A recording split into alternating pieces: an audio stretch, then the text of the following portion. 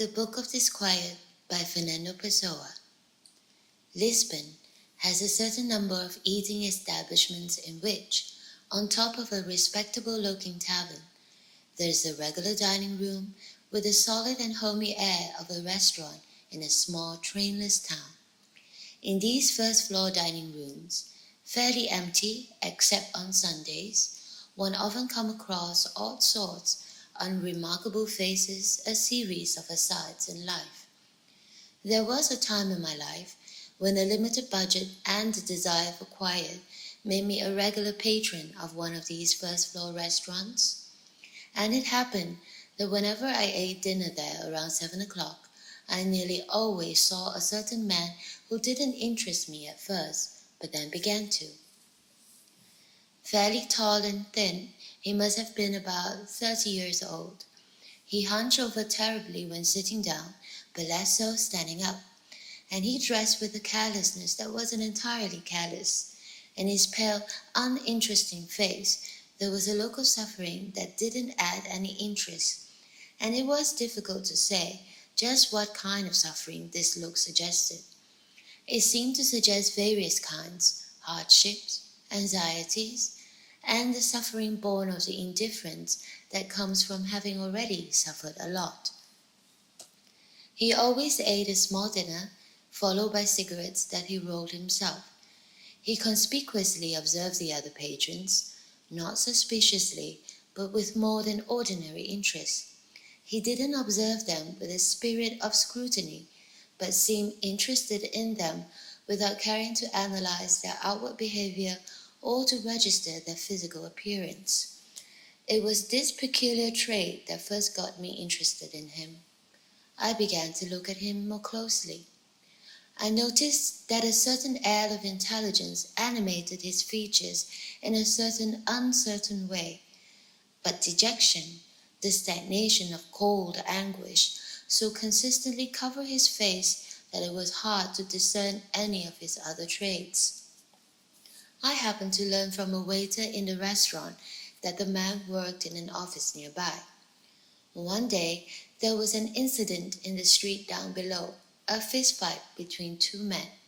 Everyone in the first-floor restaurant ran to the windows, including me and the man I've been describing. I made a casual remark to him, and he replied in like manner.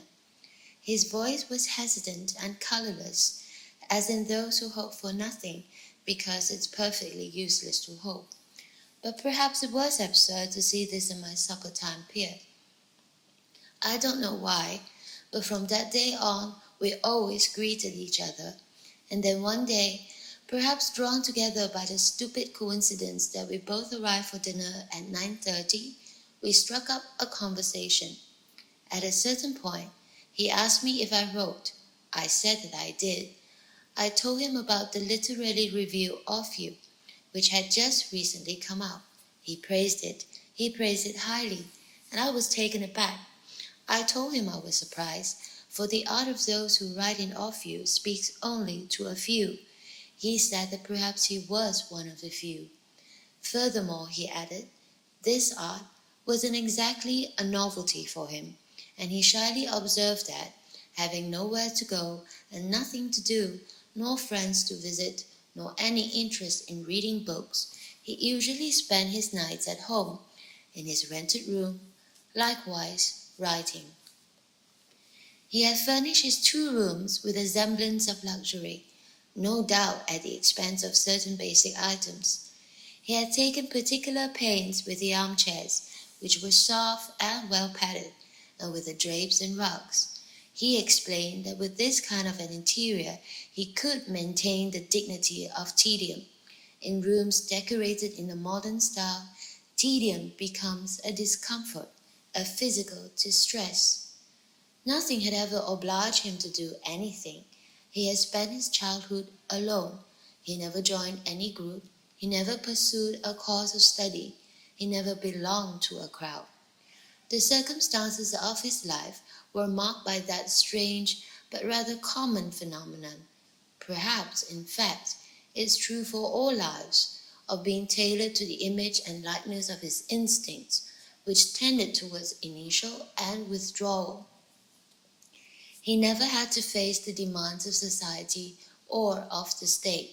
He even evaded the demands of his own instincts.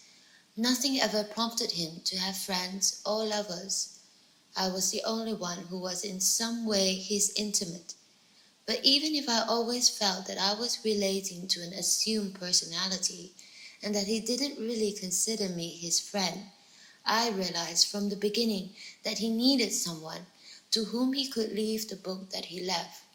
This troubled me at first, but I'm glad to say that I was able to see the matter from a psychologist's point of view, and I remained just as much his friend, devoted to the end for which he'd drawn me to himself, the publication of this book.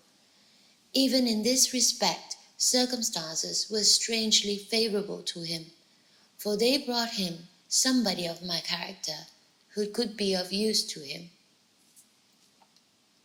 A factless autobiography.